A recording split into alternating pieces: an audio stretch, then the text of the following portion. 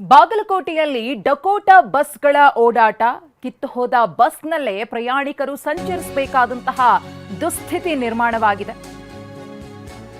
Dakota ಬಸ್ಗಳ ಪರಿಸ್ಥಿತಿ ಹೇಗಿದೆ ಅನ್ನೋ ಸತ್ಯ ದರ್ಶನ ಇವತ್ತಾಗುತ್ತೆ.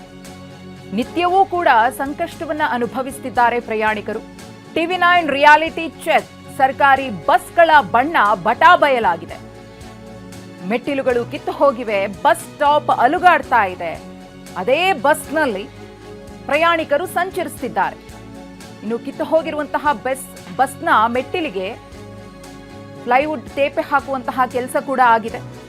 ತುಕ್ಕು ಹಿಡಿದ ಸರ್ಕಾರಿ ಬಸ್ ಮೇಲಿನ ಹೊದಿಕೆ, ಜೀವ ಕೈಯಲ್ಲಿ ಹಿಡಿದೆ ಸಂಚರಿಸಬೇಕಾದಂತಹ ಪರಿಸ್ಥಿತಿ. ಬಾಗಲಕೋಟೆಯಲ್ಲಿ 14 ವರ್ಷದ ಹಳೆ ಬಸ್ಗಳ ಸಂಚಾರ. ಬಾಗಲಕೋಟೆ ಗದ್ದನಕೇರಿ ಬಸ್ನಲ್ಲಿ TV9ನಿಂದ ರಿಯಾಲಿಟಿ ಚೆಕ್ ಗಮನಿಸ್ತಾ ಇದ್ರಿ. ಆ ಬಸ್ನ ಪರಿಸ್ಥಿತಿ ಹೇಗಿದೆ ಅಂತ ಅಧೋಗತಿಗೆ ತಲುಪಿದೆ ಬಸ್. ಯಾವಾಗ ಏನಾಗುತ್ತೋ ಅನ್ನೋದು ಗೊತ್ತಾಗೋದಿಲ್ಲ. ಲೈಟ್ಸ್ ಡ್ಯಾಮೇಜ್ ಆಗಿದೆ, ಬಸ್ನ ಟಾಪ್ ಕಿತ್ತು ಹೋಗಿದೆ, ಬಸ್ ಹತ್ತೋದಕ್ಕೆ ಇದೆಯಲ್ಲ ಮೆಟ್ಲುಗಳು ಅದು ಕೂಡ ಕರೆಕ್ಟ್ ಆಗಿಲ್ಲ. ಕಾಲಿಟ್ರೆ ಯಾವಾಗ ಕಿತ್ಕೊಂಡು ಬೀಳುತ್ತೆ ಅನ್ನೋದು ಕೂಡ ಗೊತ್ತಾಗೋದಿಲ್ಲ. ಗುಜರಿಗೆ ಹಾಕಬೇಕಾದಂತಹ ಬಸ್ಗಳೆಲ್ಲವೂ ಕೂಡ ಪ್ರಯಾಣಿಕರನ್ನ ಹೊತ್ತು ಸಂಚರಿಸ್ತಾ ಇರೋದು ದುರಾದೃಷ್ಟಕರ ಸಂಗತಿ. ಇದ್ರ ಬಗ್ಗೆ TV9 ರಿಯಾಲಿಟಿ ಚೆಕ್ ಅನ್ನು ನಡೆಸಿದೆ. ನಮ್ಮ ಪ್ರತಿನಿಧಿ ರವಿ ಮೂಕಿ ಬಸ್ಗಳ ಕಂಡೀಷನ್ ಹೇಗಿದೆ ಅನ್ನೋದ್ರ ಬಗ್ಗೆ ಪ್ರತ್ಯಕ್ಷ ವರದಿ ಕೊಟ್ಟಿದ್ದಾರೆ, ನೋಡೋಣ. ಈ bus bus bus Dakota express bus ಒಡಕಿದ್ರು ಮುರುಕಿದ್ರು 100 ಇಯರ್ಸ್ ಆಯಸ್ಸು. ಮಳೆಯಲ್ಲೂ ರೈಟ್ ರೈಟ್, ಬಿಸಿಲಲ್ಲೂ ರೈಟ್ ರೈಟ್, ಹಗಲಲ್ಲೂ ರೈಟ್ ರೈಟ್, ಇರುಳಲ್ಲೂ ರೈಟ್ ರೈಟ್. ನಾವು ಸಂಚರಿಸುವಂಥ ಬಸ್ಗಳು ಯಾವ ರೀತಿ ಇದೆ ಅನ್ನೋದನ್ನು ಕೂಡ ನಾವು ಇವತ್ತು TV9 ಮೂಲಕ ರಿಯಾಲಿಟಿ ಚೆಕ್ ಅನ್ನು ಮಾಡ್ತಾ ಇರುವಂಥದ್ದು. ಸದ್ಯ ನಾವು ಬಾಗಲಕೋಟೆಯ ನವನಗರದ ಏನು ಬಸ್ ನಿಲ್ದಾಣದಲ್ಲಿರುವಂತಹ ಬಸ್ಗಳ ಸ್ಥಿತಿಯನ್ನು ತೋರಿಸ್ತಾ ಇದ್ವಿ. ಈ ಒಂದು ದೃಶ್ಯದಲ್ಲಿ ಏನು ತೋರಿಸ್ತಾ ಇದ್ವಿ, ಈ ಬಸ್ನ ಒಂದು ಸ್ಥಿತಿಗತಿಯನ್ನು ನೋಡಿದರೆ ಯಾವುದೇ ಕಾರಣಕ್ಕೂ ಕೂಡ ಇಲ್ಲಿ ಇಂತಹ ಬಸ್ನಲ್ಲಿ ಸಂಚಾರ ಮಾಡೋಕ್ಕೆ ಆಗೋದಿಲ್ಲ. ಅಷ್ಟರ ಮಟ್ಟಿಗೆ ಹಳೆಯದಾಗಿರುವಂತಹ ಬಸ್ ಇದು. ಸಂಪೂರ್ಣವಾಗಿ ಏನು ತುಕ್ಕು ಹಿಡಿದು ಹೋಗ್ತಾ ಇರುವಂತಹ ಒಂದು ಸನ್ನಿವೇಶ ಇಲ್ಲಿ ಕಂಡು ಬರ್ತಾ ಇದೆ. ಈಗಾಗಲೇ ದೃಶ್ಯದಲ್ಲಿ ಸಂಪೂರ್ಣವಾಗಿ ನಾವು ತೋರಿಸ್ತಾ ಇದ್ವಿ. ವೆಹಿಕಲ್ ಏಜ್ ಅಂತಿದೆ 14 ಇಯರ್ಸ್ ಆ್ಯಂಡ್ 10 ಮಂತ್ಸ್ ಅಂತಿದೆ.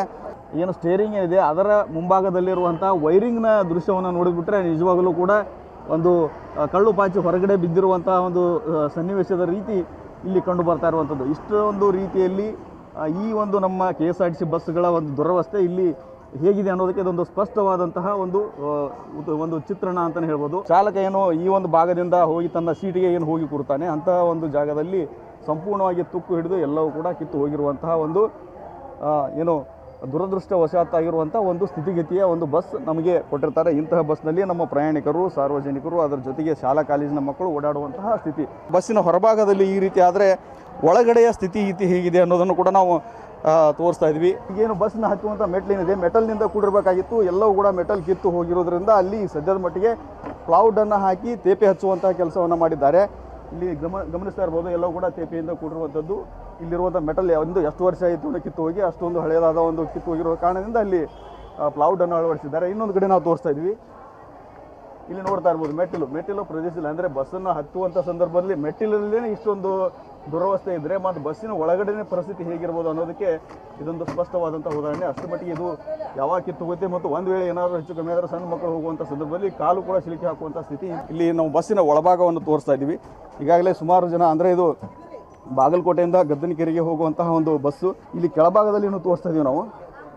ಈ ದೃಶ್ಯದಲ್ಲಿ ನೋಡ್ತಾ ಇರ್ಬೋದು, ಇದು ಕೂಡ ಪ್ಯಾಚ್ ವರ್ಕ್ ಆಗಿರುವಂಥದ್ದು ಸಂಪೂರ್ಣ. ಅಂದರೆ ಈಗಾಗಲೇ ಸುಮಾರು ಅದರ ಒಂದು ವೆಹಿಕಲ್ ಏಜನ್ನು ಕೂಡ ನಾವು ಈಗಾಗಲೇ ತೋರಿಸಿದ್ದೀವಿ. ಅದರಲ್ಲಿನೇ ಸುಮಾರು 14 ವರ್ಷ 10 ತಿಂಗಳ ಒಂದು ಹಳೆಯದಾದಂತಹ ವಾಹನ ಇದು. ಇಂತಹ ಬಸ್ನಲ್ಲಿನೇ ಜನರು ಪ್ರಯಾಣ ಮಾಡ್ತಾರೆ. ಅದರಲ್ಲೂ ಕೂಡ ಶಕ್ತಿ ಯೋಜನೆ ಬಂದಾಗಿಂಥ ಸಂದರ್ಭದಲ್ಲಿನೇ ಬಸ್ನಲ್ಲಿ ಹೆಚ್ಚಿನ ಪ್ರಮಾಣದಲ್ಲಿ ಮಹಿಳೆಯರ ಓಡಾಟ ಆಗುತ್ತೆ. ಅದರ ಜೊತೆಗೆ ಪ್ರತಿಯೊಂದು ಬಸ್ಗಳು ಕೂಡ ಸಂಪೂರ್ಣವಾಗಿ ರಶ್ ಆಗಿ ಹೋಗ್ತವೆ. ಇಂತಹ ಸಂದರ್ಭದಲ್ಲಿ ಸುಮಾರು 50ರಿಂದ 60 ಜನ ಕೂರುವಂತಹ ಒಂದು ಬಸ್ನಲ್ಲಿ 100 ಜನರು ಕೂತ್ಕೊಂಡು ಹೋಗುವಂತಹ ಸ್ಥಿತಿ. ಆದ್ದರಿಂದ ಪ್ರತಿಯೊಬ್ಬರು ಕೂಡ ಭಯದಲ್ಲೇ ಹೋಗುವಂತಹ ಪರಿಸ್ಥಿತಿಯಲ್ಲಿ ನಿರ್ಮಾಣವಾಗಿದೆ. ಕೆಲವೊಂದಿಷ್ಟು ಜನ ಪ್ರಯಾಣಿಕರನ್ನು ಕೂಡ ನಾವು ಮಾತನಾಡಿಸೋಣ. ಎಷ್ಟರ ಮಟ್ಟಿಗೆ ನಿಮಗಿದು ಸೇಫ್ಟಿ ಅನಿಸುತ್ತೆ ಇಂಥ ಬಸ್ನಲ್ಲಿ ಹೋಗೋದು? ಅಂದರೆ ಪ್ರತಿಯೊಂದು ಕೂಡ ಕಿತ್ತು ಹೋಗಿದೆ, ತುಕ್ಕು ಹಿಡಿದು ಹೋಗಿದೆ, ಪ್ಯಾಚ್ ವರ್ಕ್ ಆಗಿದೆ, ಏನು ಹೇಳ್ತೀನಿ? ನಾನು ಕರ್ನಾಟಕ ರಾಜ್ಯದ ಸಿದ್ದರಾಮಯ್ಯನವರಿಗೆ ಹಾಗೂ ಸಾರಿಗೆ ಸಚಿವರಲ್ಲಿ ನಾನು ವಿನಂತಿ ಮಾಡಕತ್ತೀನಿ, ದಯವಿಟ್ಟು ಮೊದಲು ಈ ಶಕ್ತಿ ಯೋಜನೆ ಬಂದ್ ಮಾಡಿರಿ. ಇದನ್ನು ಬಂದ್ ಮಾಡಿ, ಯಾಕೆಂದ್ರೆ ಎಲ್ಲರಲ್ಲೂ ದೇವ್ರು ಶಕ್ತಿ ಕೊಟ್ಟಿದ್ದಾನ, ರೊಕ್ಕ ಕೊಟ್ಟರೆ ಓಡಾಡುವಂಥ ಶಕ್ತಿ ಅದ. ಆದರೆ ಇಲ್ಲಿ 10 ರೂಪಾಯಿ ಉಳ್ಸೋಕೆ ಹೋಗಿ ಜೀವನ ಕಳ್ಕೊಳ್ಳುವಂಥ ಒಂದು ವ್ಯವಸ್ಥೆ ಈ ಬಸ್ಸಿನಲ್ಲಿ ಐತೆ.